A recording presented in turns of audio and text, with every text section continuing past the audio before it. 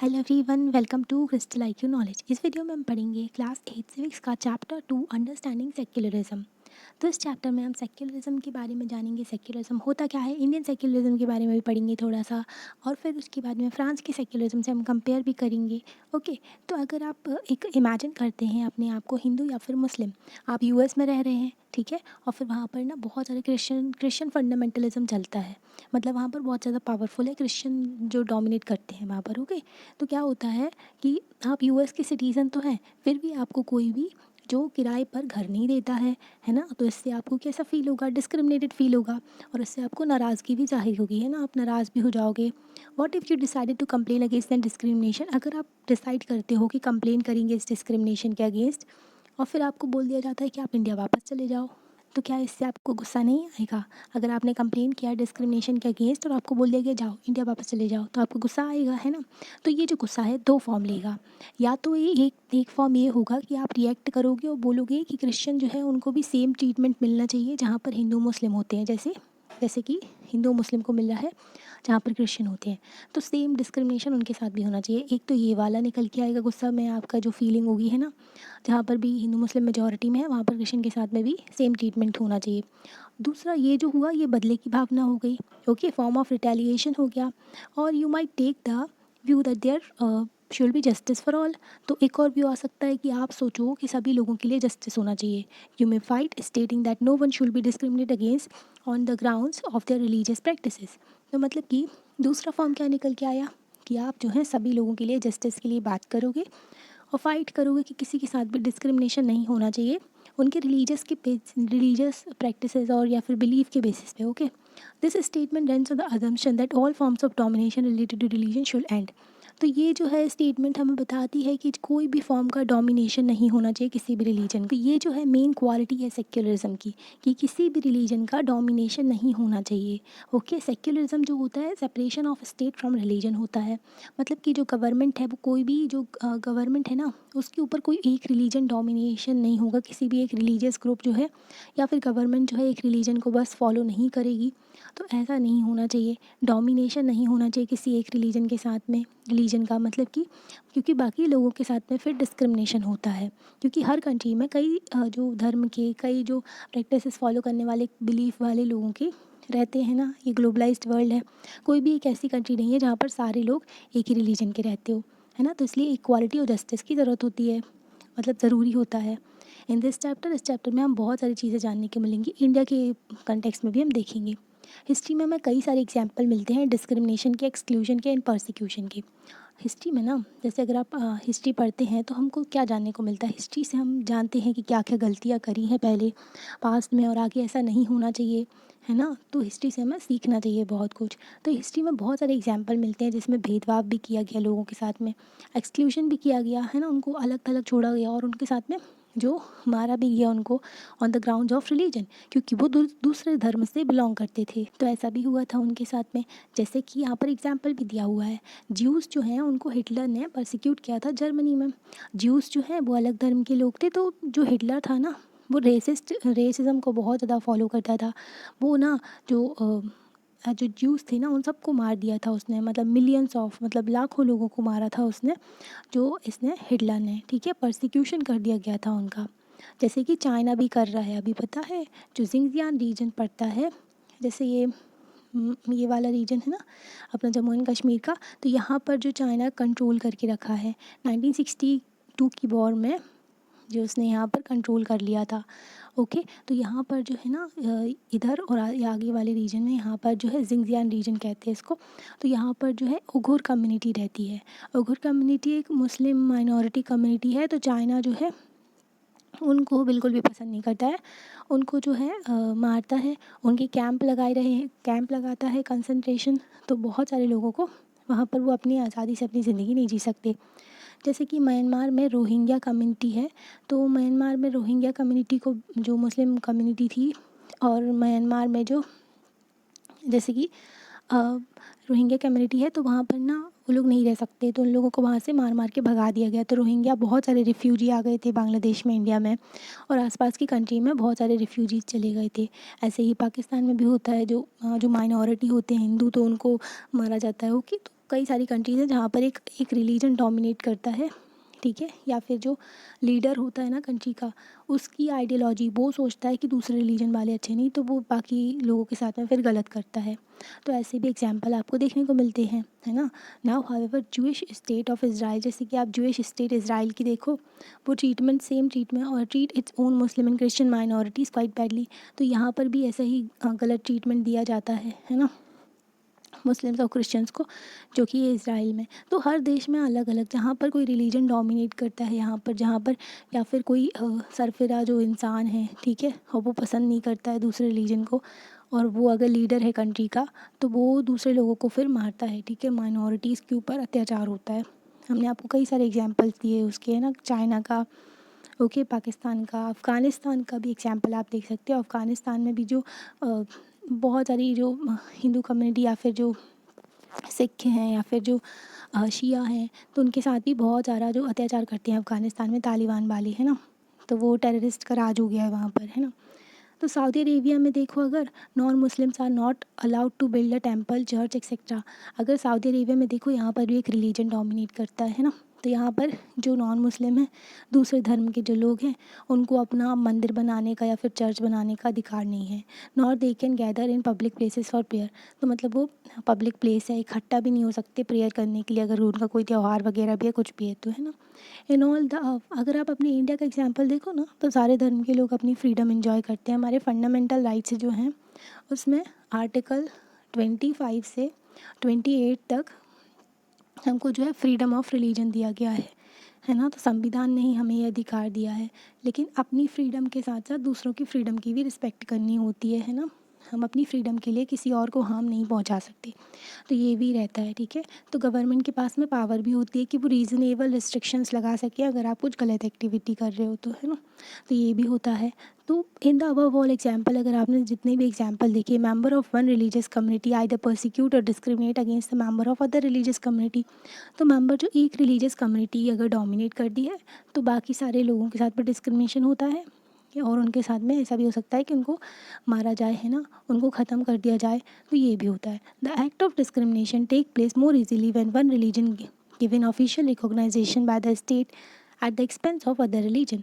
और ये डिस्क्रिमिनेशन तब बहुत ज़्यादा होता है जब भी एक रिलीजन को स्टेट का रिलीजन बता दिया जाता है। मतलब कि एक रिलीजन है, उसको गवर्नमेंट का रिलीजन बता दिया गया, ओके। मतलब कि स्टेट का जो रूलिंग है ना, जो अपना जैसे कि अगर आप ओवरऑल वर्ल्ड में देखो ना, जितनी भी कंट्रीज़ हैं उनको स्टेट्स बोला जाता है। तो एक पर्टिकुलर कंट्री में अगर एक रिलीजन डोमिनेट करता है, तो बाकी सारों के साथ में फिर डिस्क्रिमिनेशन होता ही है, okay. In India can state discriminate against citizens on the ground of religion. क्या इंडिया में स्टेट जो है, गवर्नमेंट जो है, क्या वो डिस्क्रिमिनेशन कर सकते हैं? हमारे यहाँ रिलीजन के बेसिस पे नहीं कर सकते हैं।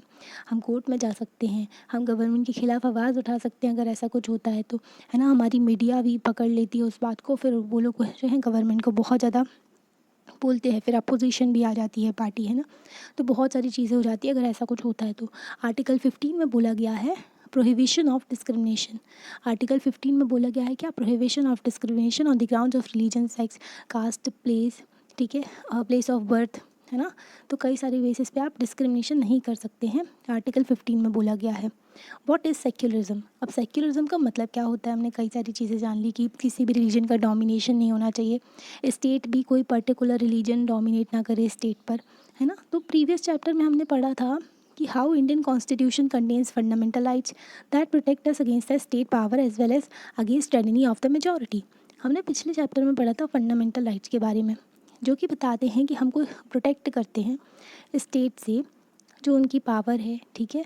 क्योंकि फंडामेंटल राइट जो है ना, रिस्ट्रिक्शंस लगाते हैं स्टेट के ऊपर, फ्रीडम देते हैं इंडिविजुअल को। एक जो लोग हैं हमारी कंट्री के, आप जो सिटीज़न हैं, तो आप लोगों को फंडामेंटल राइट दिए गए हैं, ठीक है। और गवर्नमेंट को रिस्ट्रिक्शन लगा दिए गए हैं, लिमिट कर दिए गए हैं, क्योंकि गवर्नमेंट जो है आपके राइट्स का वायलेशन नहीं कर सकती, गवर्नमेंट या फिर प्राइवेट इंडिविजुअल भी, है ना। जैसे कि आपकी राइट टू लाइफ है, आपकी राइट टू लाइफ को कोई हार्म नहीं पहुंचा सकता, है ना। Right to life with dignity, discrimination कोई नहीं कर सकता, फ्रीडम है आपके पास में, freedom of speech and expression है, ओके। तो कई सारे राइट्स हमने आपको पढ़ाए थे, है ना। और टायरनी ऑफ द मेजॉरिटी, मतलब कि किसी भी मनमानी भी नहीं चलेगी किसी मेजॉरिटी की, ओके। यहाँ पर सभी को इक्वल राइट्स है, सभी के लिए जस्टिस अवेलेबल है ना। तो ये बात होती है हमारी कंट्री में, जहाँ पर फंडामेंटल राइट है, हमारा संविधान है जहाँ पर। Okay, the Indian constitution allows individuals the freedom to live by the religious belief practices as they interpret these. Okay, तो इंडियन कॉन्स्टिट्यूशन हमें राइट देता है, जैसे कि अभी हमने आपको बताया था आर्टिकल 25 में फ्रीडम ऑफ रिलीजन दिया गया है ना। 25 to 28 में रिलीजन के बारे में बोला गया है। तो आपको ये राइट दिया गया है, आप अपने हिसाब से रह सकते हैं, अपनी रिलीजियस प्रैक्टिसेस को फॉलो कर सकते हैं। In keeping with this idea of religious freedom for all, India also adopted a strategy of separating the power of religion and the power of a state. तो इंडिया ने सभी को religious freedom तो provide किया है, पर India में ऐसा भी है कि सेपरेट भी किया गया है जो पावर ऑफ रिलीजन है और स्टेट का। मतलब कि जो स्टेट है उसके ऊपर रिलीजियस डोमिनेशन नहीं होगा, ना ही स्टेट जो है वो डोमिनेट करेंगे रिलीजन में। तो एक सेपरेशन है, रिलीजन अलग है, अपने स्पेयर में काम करे, और स्टेट जो है वो अपने स्पेयर में काम करे, है ना। तो कोई किसी के ऊपर डोमिनेशन नहीं करेगा।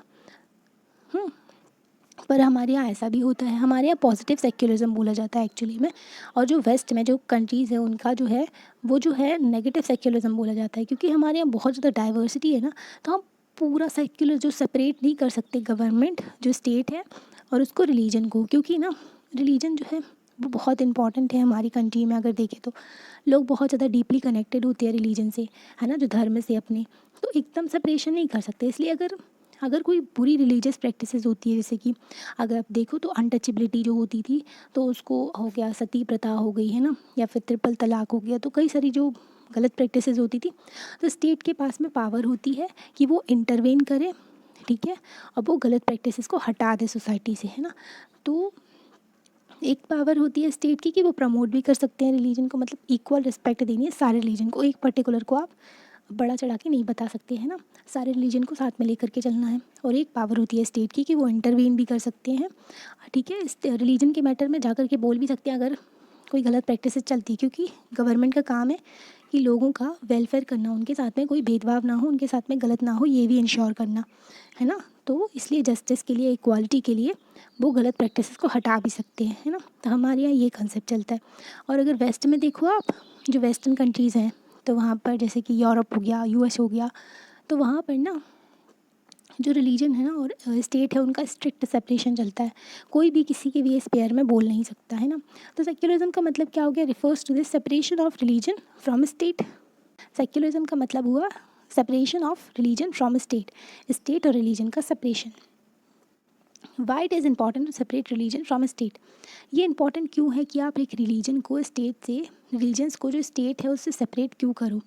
जैसे कि आपने अभी पढ़ा, ठीक है, हमने डिस्कस किया कि बहुत ही इंपॉर्टेंट एक्सपेक्ट जो होता है सेक्युलरिज्म का, वो होता है separation of religion from state power, state की पावर से रिलीजन का separation. This is important for our country to function democratically.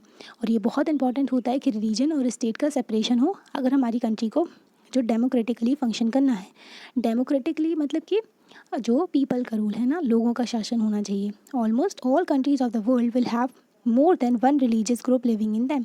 अगर आप सारे वर्ल्ड में देखो तो कई सारी कंट्रीज़ हैं और हर कंट्रीज़ में बहुत सारे लोग रहते हैं, है ना, तो वो अलग अलग रिलीजियस ग्रुप के होते हैं, है ना। Within these religious group, there will be most likely to be one group that is in majority. तो जी जो ये religious group रहते हैं बहुत सारे, एक कंट्री जैसे कि आप एग्जांपल ले लो किसी भी कंट्री का, है ना, तो यूएस में भी ले लो, तो वहाँ पर एक रिलीजियस ग्रुप तो होगा जो कि मेजॉरिटी में होगा, एक जो होगा माइनॉरिटी में होगा, बाकी भी होंगे जो माइनॉरिटी में होंगे, है ना। तो अगर जो मेजॉरिटी वाला जो रिलीजियस ग्रुप है वो पावर का असेस कर लेते हैं तो उनके लिए बहुत इजी हो जाएगा कि वो पावर को यूज़ कर सकते हैं, है ना, उस पावर को वो यूज़ करें और फिर फाइनेंशियल रिसोर्सेज भी अपने हिसाब से यूज़ करें, है ना, अपना वेलफेयर करें, और बाकी सबके साथ में फिर डिस्क्रिमिनेशन हो जाएगा, ठीक है, मतलब कि पैसा पावर सब कुछ आ जाएगा किसी हाथ में, एक ग्रुप के हाथ में, है ना, फिर डिस्क्रिमिनेट होगा दूसरे के साथ में, और फिर क्या होगा, परसिक्यूशन होगा पर्सन ऑफ अदर रिलीजन, मतलब कि फिर मारा जाएगा, उनके साथ में डिस्क्रिमिनेशन होगा दूसरे रिलीजियस ग्रुप का, है ना। तो ये जो है ट्रेनिनी ऑफ मेजॉरिटी, मतलब कि मनमानी नहीं होनी चाहिए किसी भी मेजॉरिटी की। तो इससे ना क्या होगा, इससे रिजल्ट होगा क्या, डिस्क्रिमिनेशन आएगा, कोअर्जन होगा, ज़बरदस्ती होगी, है ना, and at that time the killing of religious minorities, और फिर मारा जाएगा रिलीजियस माइनॉरिटीज़ को, है ना। माइनॉरिटीज़ जो कम नंबर पे होते हैं, मेजॉरिटी जो ज़्यादा नंबर में होती है ना। तो अगर मनमानी नहीं होनी चाहिए किसी भी ग्रुप की, एक रिलीजियस ग्रुप की जो भी मेजॉरिटी में है ना। क्योंकि फिर दूसरों के साथ में डिस्क्रिमिनेशन होगा। The majority could quite easily prevent minorities from practising their religion, क्योंकि ना मेजॉरिटी जो है वो माइनॉरिटी को प्रिवेंट कर देंगे, उनको रोक देंगे कि वो अपना रिलीजन प्रैक्टिस कर सकें। Any form of domination based on religion is the violation of rights that democratic society guarantee to each and every citizen irrespective of the religion. तो कोई भी अगर रिलीजियस डोमिनेशन होता है, रिलीजन का डोमिनेशन होता है, ये वॉयलेशन ऑफ राइट होता है, मतलब राइट का वॉयलेशन, उल्लंघन होना आपके जो अधिकारों का एक डेमोक्रेटिक सोसाइटी में, जहाँ पर सभी लोगों को इक्वालिटी जस्टिस दिया गया है ना, जहाँ पर सभी लोगों को समान अधिकार है, तो वहाँ पर आपके जो अधिकारों का हनन होगा अगर एक रिलीजन डोमिनेट करेगा, है ना। तो इररिस्पेक्टिव ऑफ रिलीजन सभी लोगों को सारे अधिकार दिए गए हैं ना। Therefore, the tyranny of the majority and the violation of fundamental right that can result is one reason why it is important to separate the state and religion in a democratic society। तो ये reason हो गया, आपको reason दिया गया है कि democratic society में स्टेट और रिलीजन का सेपरेशन क्यों ज़रूरी है। इसलिए ज़रूरी है क्योंकि टायरनी ना हो मेजॉरिटी की, मतलब कि मनमानी ना हो मेजॉरिटी की, और वॉयलेशन ना हो फंडामेंटल राइट्स का, जो बेसिक आपके अधिकार हैं जो जो आपको दिए गए हैं उसका जो वॉयलेशन ना हो। तो ये फर्स्ट रीज़न हो गया। Okay, another reason that it is important to separate religion from the state. दूसरा रीज़न ये है कि जो सेपरेट करना है जो स्टेट और रिलीजन को, उसका रीज़न क्या है डेमोक्रेटिक सोसाइटी में, because we also need to protect the freedom of individual to exit from their religion, embrace another religion, or have the freedom to interpret religious teaching differently। मतलब कि जैसे कि article 25 है ना हमारे यहाँ, वो प्रोवाइड करते हैं आप अपना रिलीजन तो प्रैक्टिस कर सकते हो, और फिर क्या है कि आप दूसरा रिलीजन भी फॉलो कर सकते हो। अगर आपको अपना रिलीजन अच्छा नहीं लग रहा है तो आपके ऊपर, आपकी विल के ऊपर है, आपको अगर जो भी रिलीजन अच्छा लग रहा है वहाँ फॉलो कर सकते हो। अपने रिलीजन के बारे में दूसरों को बता भी सकते हो, पर फोर्सफुली किसी को भी कन्वर्ट नहीं कर सकते, ज़बरदस्ती किसी को भी कन्वर्जन नहीं कर सकते। ओके, तो ऐसा भी होता है।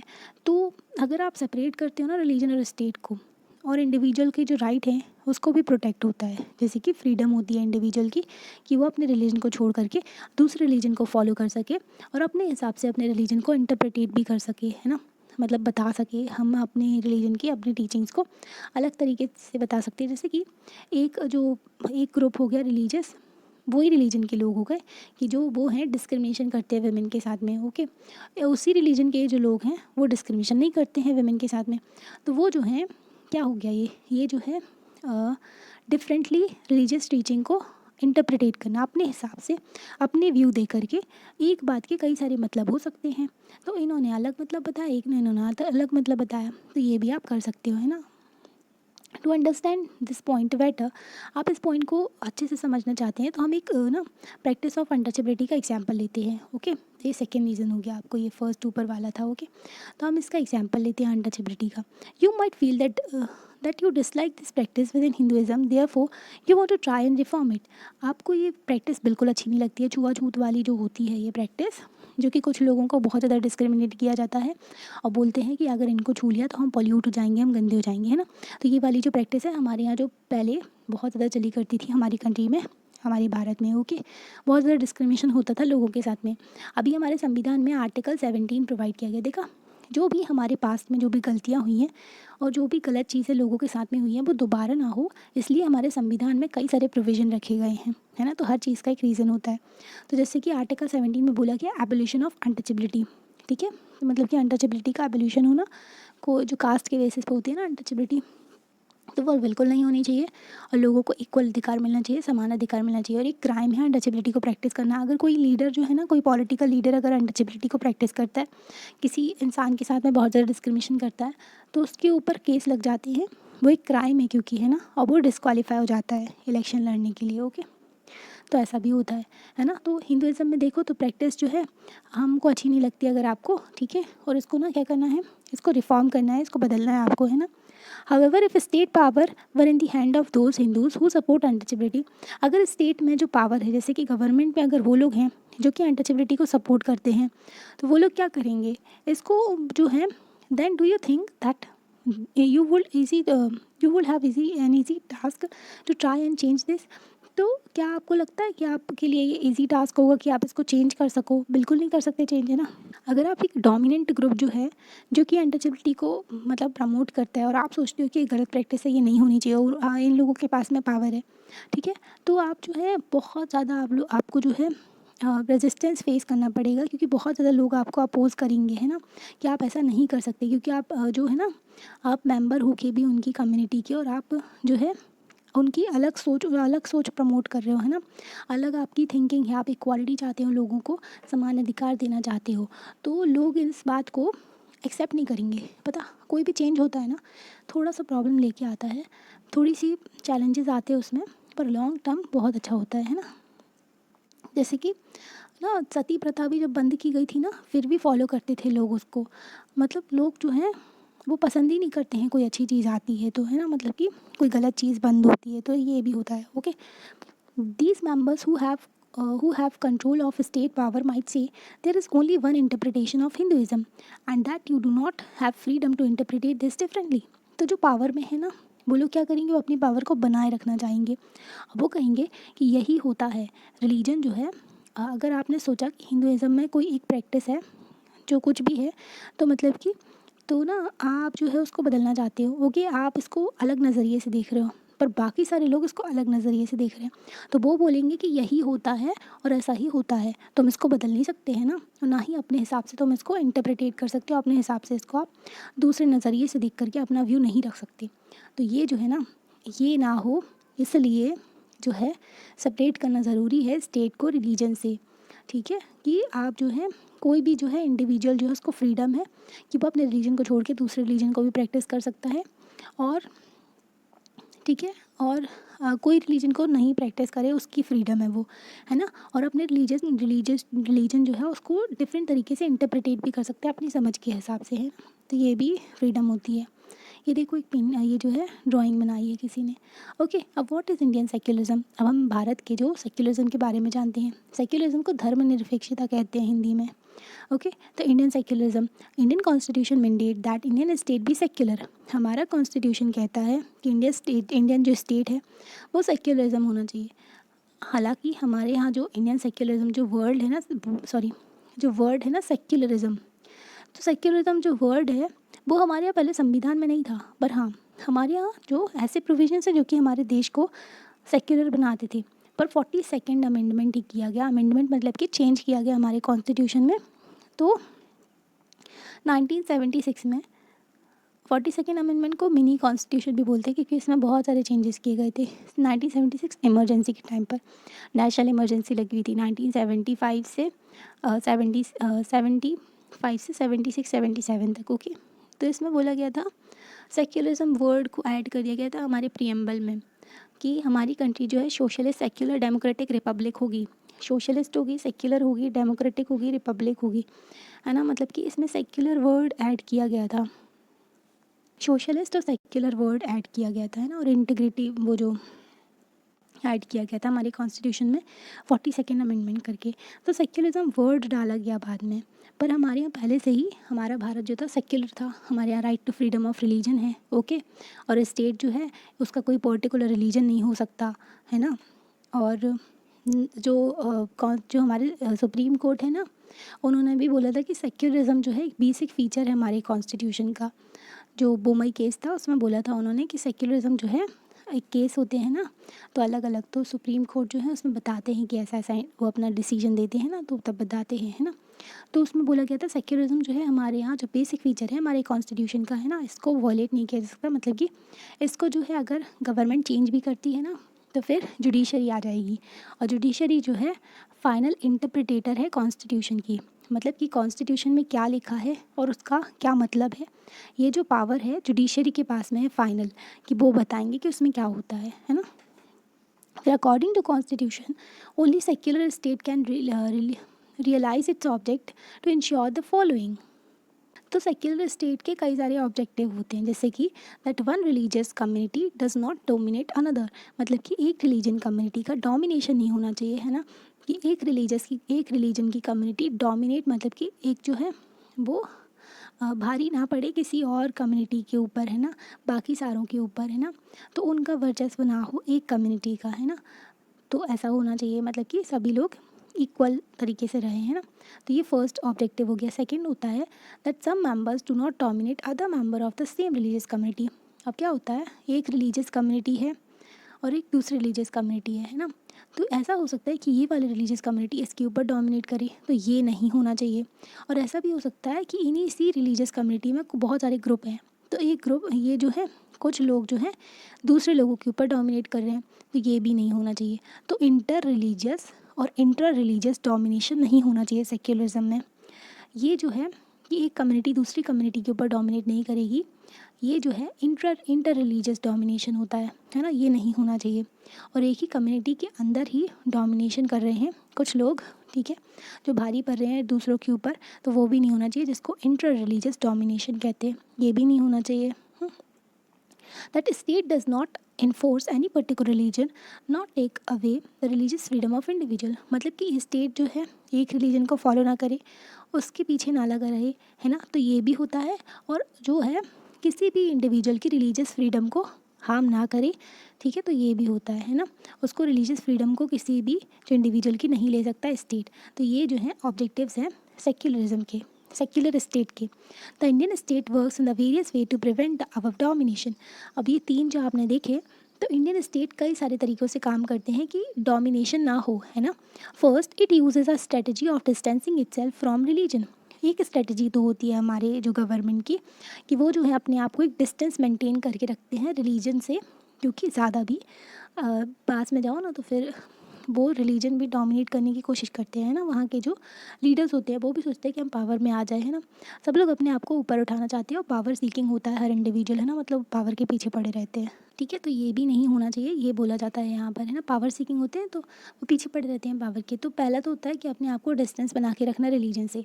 Indian state is not ruled by religious group, not does it support any one religion.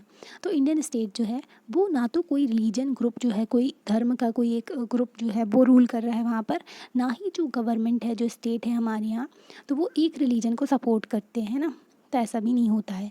In India government spaces like law courts, ठीक है, police station, government schools and offices are not suppose to display और promote any one religion.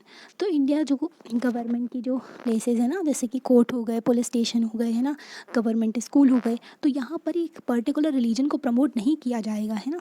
तो ये भी हमारे यहाँ secularism का feature देखने को मिलता है आपको, कि कोई एक रिलीजियस ग्रुप डोमिनेट नहीं करेगा, गवर्नमेंट एक रिलीजन को सपोर्ट नहीं करेगी, और जो गवर्नमेंट स्पेसेस है वहाँ पर भी रिलीजन का नहीं होगा, ओके, मतलब कि डोमिनेशन, और उनको प्रमोट नहीं किया जाएगा एक रिलीजन को।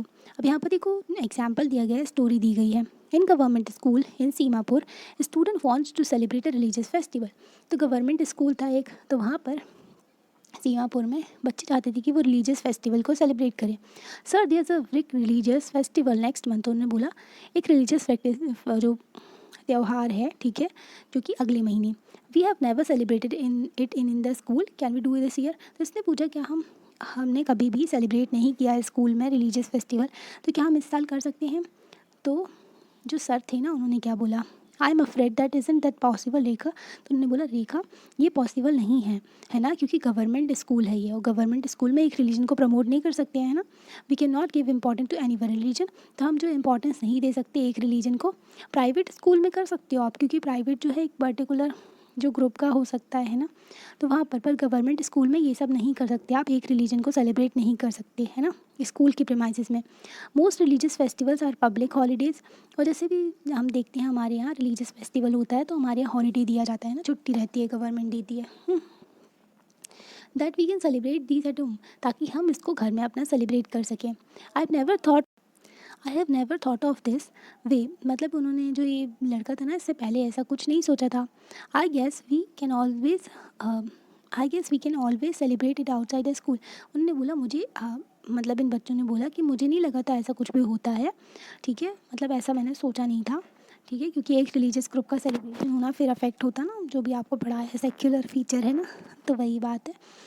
तो हमें स्कूल के बाहर ही सेलिब्रेट करना चाहिए। Anyway we are planning to celebrate it in our locality. हम प्लानिंग कर रहे हैं कि हम अपने लोकल एरिया में सेलिब्रेट करेंगे, ठीक है, इसने बोला। In the above story board, जैसे कि आपने स्टोरी बोर्ड में देखा, celebration of the religious festival with in the school will have been a violation of government's policy of treating all religious equally. अगर एक रिलीजियस ग्रुप का जो है फेस्टिवल सेलिब्रेट किया जाता है स्कूल में, तो इससे क्या होगा, वॉयलेशन होगा गवर्नमेंट पॉलिसी का, जो कि सभी रिलीजन को इक्वल ट्रीटमेंट देती है ना। वॉयलेशन मतलब उल्लंघन होगा जो गवर्नमेंट की पॉलिसी का, जो कि सभी रिलीजियस ग्रुप को इक्वल जो रिस्पेक्ट देती है, इक्वल अधिकार देती है, सभी को इक्वल ट्रीटमेंट मिलता है। Government schools can not promote any one religion either in their morning prayers और through religious celebration. Government school में एक रिलीजन को प्रमोट नहीं किया जाता है, मॉर्निंग प्रेयर हो चाहे या फिर कोई रिलीजियस सेलिब्रेशन हो, ठीक है, जो प्रेयर होती है ना उसमें भी। This rule does not apply to private school. Government school में नहीं होता है, पर हाँ प्राइवेट स्कूल में होता है ये सब, है ना। तो प्राइवेट स्कूल में ये सब हो सकता है क्योंकि वो उनकी पर्सनल फ्रीडम होती है ना। The second way in which Indian secularism work to prevent the above domination is through a strategy of non interference.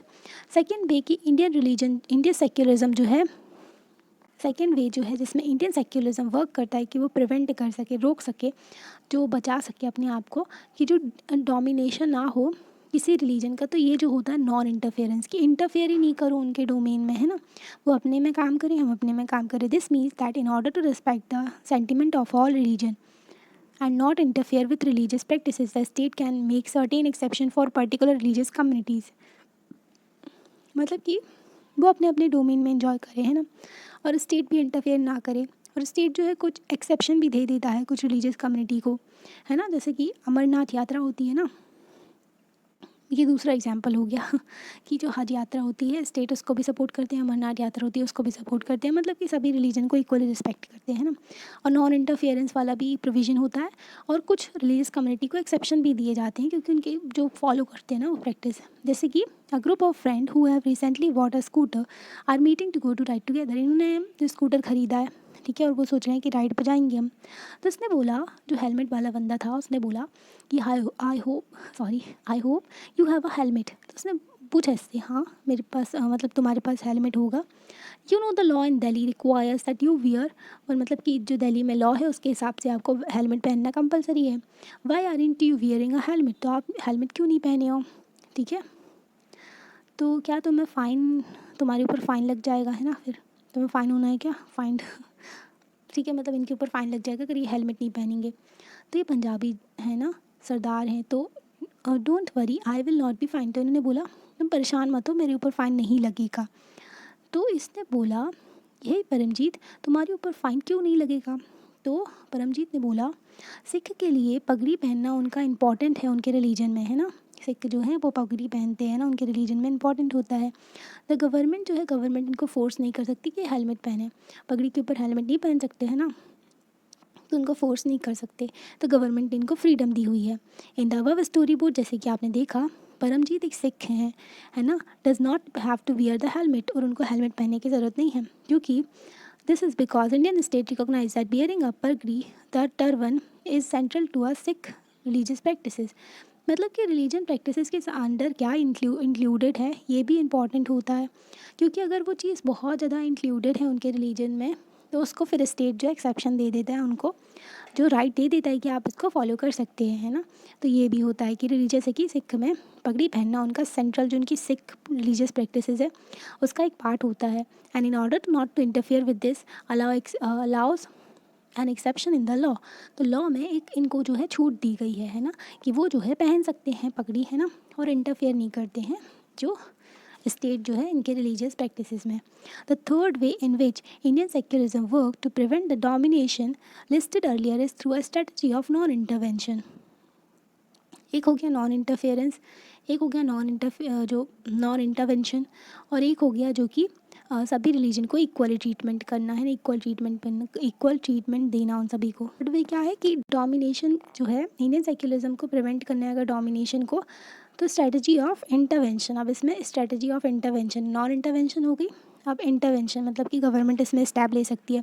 You read earlier in this chapter about untouchability, जैसे कि हमने अनटचेबिलिटी के बारे में भी पढ़ाया था आपको, ठीक है। तो उसकी गुड एग्जांपल है, अगर we are a member of the same religious upper caste Hindu जो है dominates over the member of the lower caste with in it.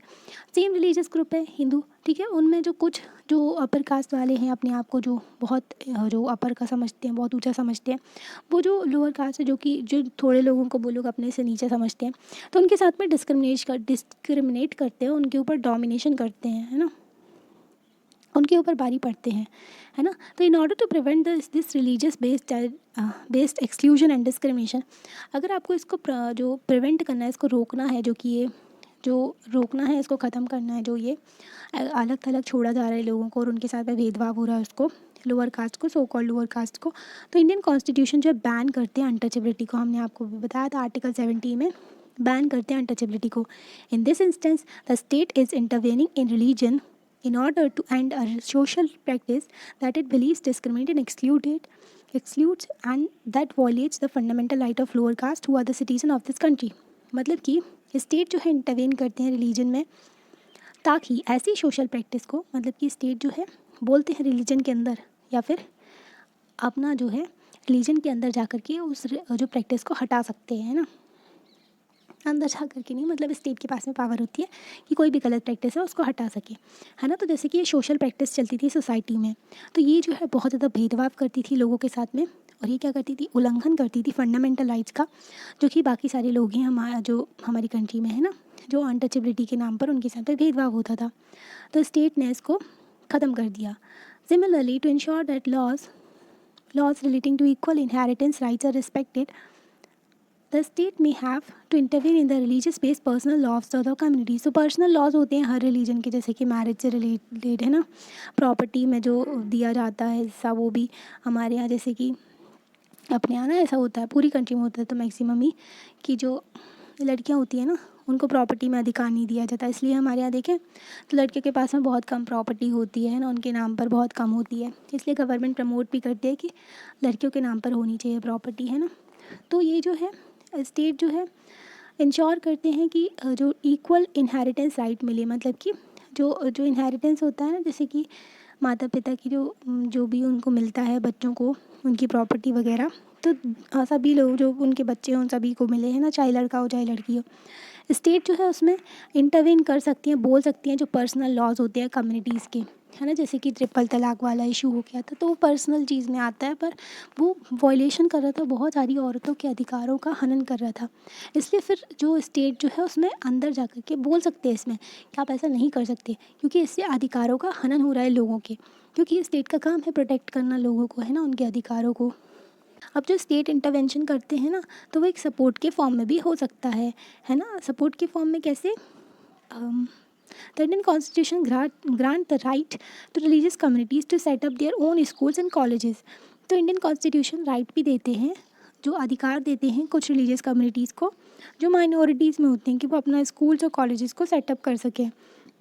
It also give them financial and non preferential, मतलब कि financial aid भी दे सकते हैं on a non professional बाइस, मतलब कि भेदभाव नहीं कर रहे हैं पर उनको फाइनेंशियल एड की ज़रूरत है, ठीक है। जैसे कि आर्टिकल 29 है, ये पावर देते हैं जो रिलीजियस किसी भी कम्युनिटी को, किसी भी जो है कोई भी रिलीजन से जो बिलोंग करते हैं, वो अपने रिलीजन को प्रोटेक्ट करने के लिए नहीं, कि अपनी प्रैक्टिसेस को, क्योंकि उनकी प्रैक्टिसेस, उनकी जो लैंग्वेज वगैरह है उसके लिए वो जो कुछ स्टेप्स ले सकते हैं, ना, क्योंकि ये उनका कल्चरल राइट भी हो जाता है। ओके, और आर्टिकल जो 30 है, आर्टिकल 30 जो है उसमें दिया गया है कि जो माइनॉरिटीज़ है ना वो इस्टेब्लिश कर सकती है अपना एजुकेशनल इंस्टीट्यूशन, है ना, मतलब कि स्कूल खोल सकते हैं वो, क्योंकि जो वो कम नंबर में है तो उनको अगर स्कूल खोल के वो पढ़ाना चाहते हैं तो वो ऐसा कर सकते हैं। तो ये भी अधिकार दिया गया है हमारे संविधान में, है ना। तो फाइनेंशियल एड भी देता है गवर्नमेंट उनको कि वो अपना कॉलेज स्कूल वगैरह खोल करके चला सके।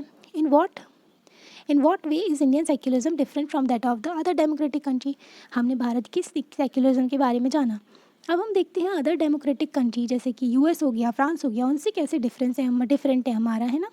तो अगर आप देखो यहाँ पर in US most children in government schools have to begin their school day by reciting the pledge of allegiance. This pledge include the word under God, ठीक है। तो इन लोग जो है जो शुरू में हम प्लेज लेते हैं ना स्कूल में अपन, तो वैसे ही होता है। तो प्लेज ऑफ एलिजेंस में ये वर्ड आता है उनका गॉड के अंडर, है ना।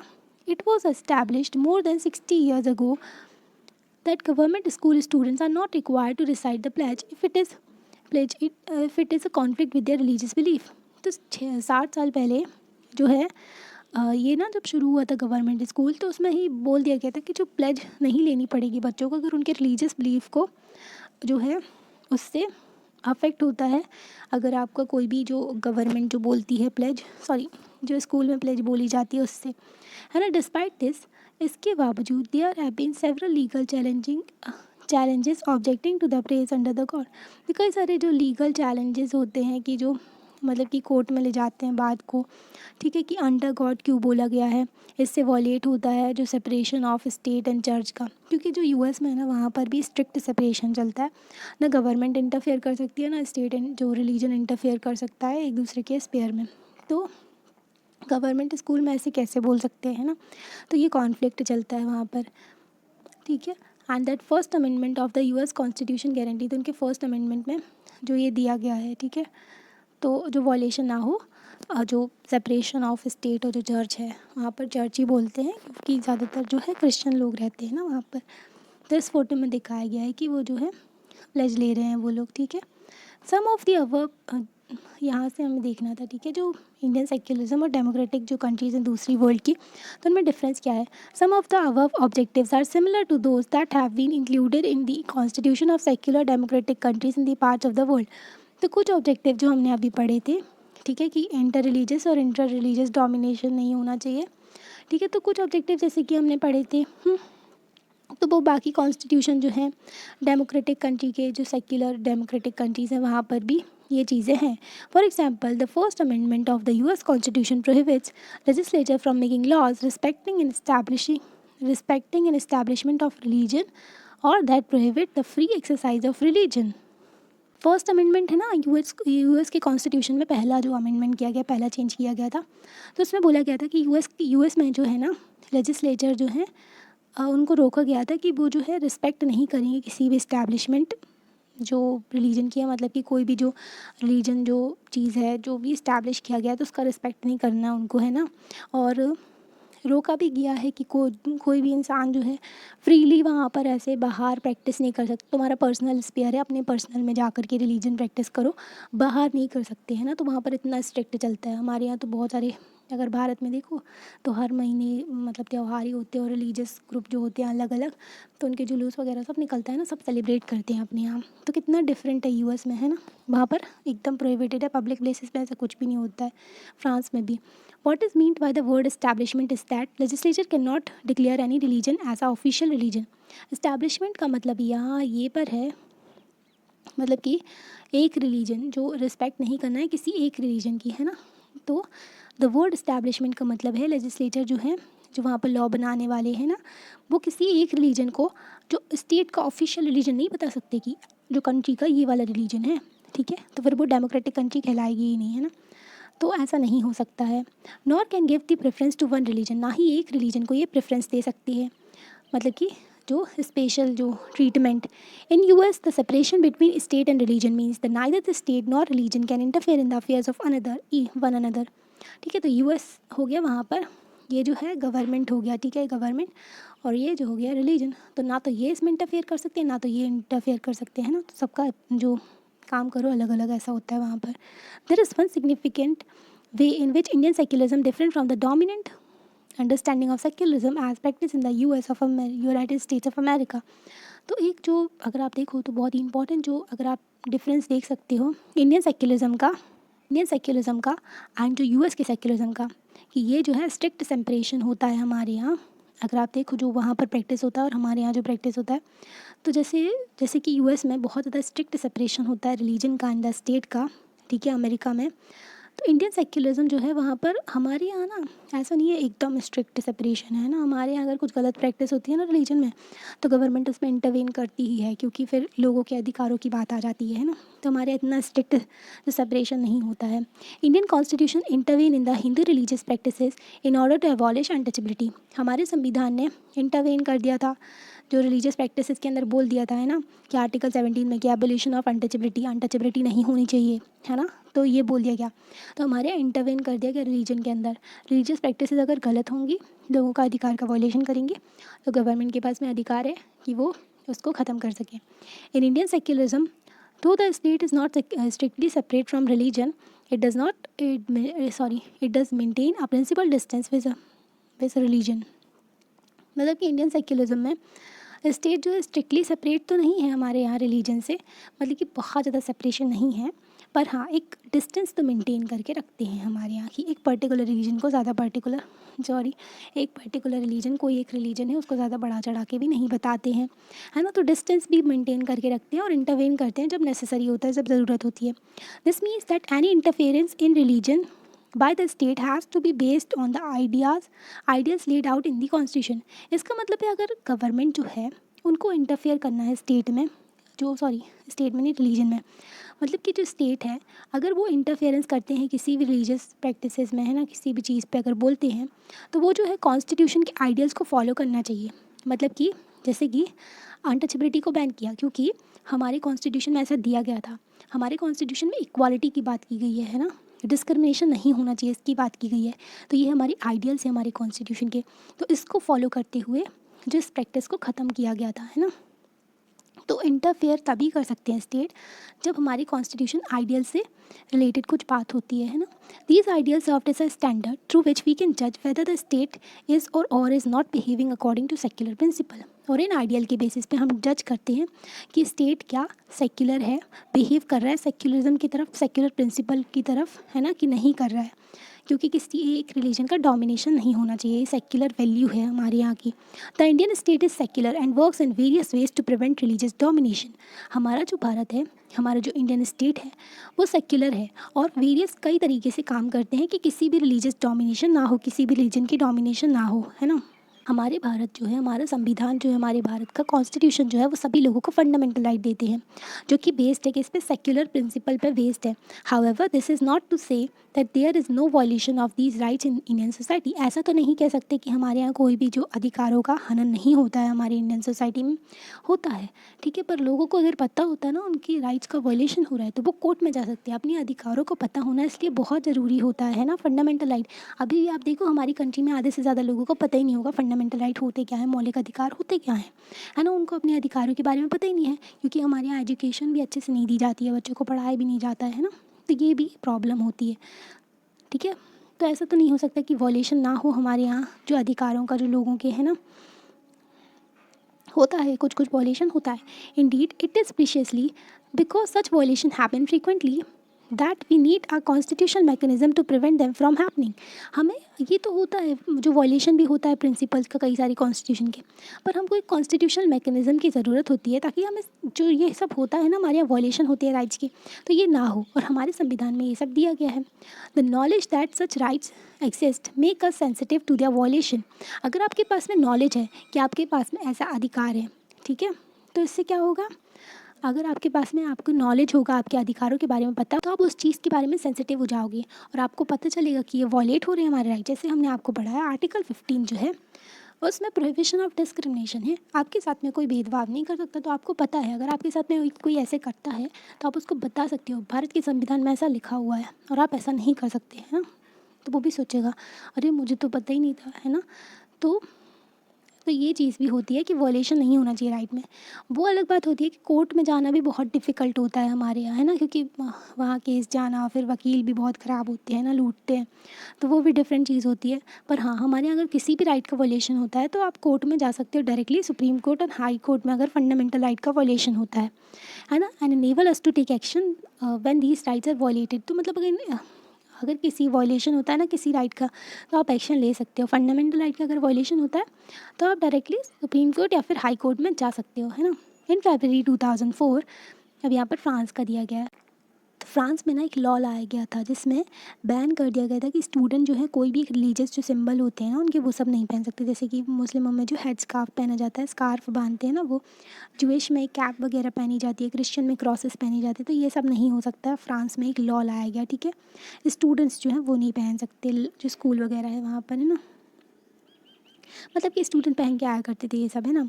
तो इससे क्या हुआ, बहुत ज़्यादा रेजिस्टेंस हुआ, लोग इसको पसंद नहीं कर रहे थे, जो कि इमिग्रेंट्स जो कि बाहर से आते हैं, ठीक है। इमिग्रेंट्स IM जो होता है ना, ये वाली जो स्पेलिंग होती है, इसका मतलब होता है जो बाहर से, दूसरी कंट्री से हमारे यहाँ आए हैं, ठीक है, तो वो इमिग्रेंट्स कहलाते हैं।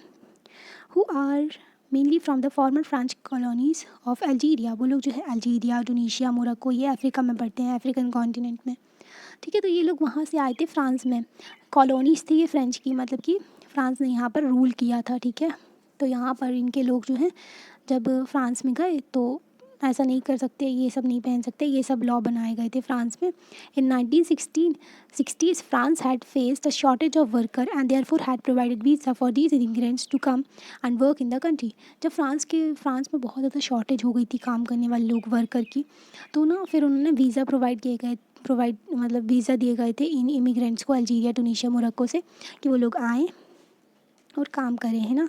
The daughters of this immigrants often wear head scarf while attending school. तो जो डॉटर्स थी, जो बेटी थी इन लोगों की, अल्जीरिया, टूनीशिया, मोरक्को से जो लोग आए थे, इमिग्रेंट्स जो आए थे फ्रांस में, तो वो लोग जो हेड स्कार्फ पहना करते थे, ठीक है, जो उनके रिलीजन में पहनते हैं, है ना। However this with this however with the passing of this new law they have been expelled from their school for wearing the head scarf. तो जो ये लॉ था ना, इसके अकॉर्डिंगली जो वो लड़कियां थी तो उनको स्कूल से निकाल दिया गया था, क्योंकि वो हेड स्कार्फ पहना करती थी, क्योंकि लॉ के अकॉर्डिंगली। तो फ्रांस में इतना स्ट्रिक्ट चलता है सेक्युलरिज्म।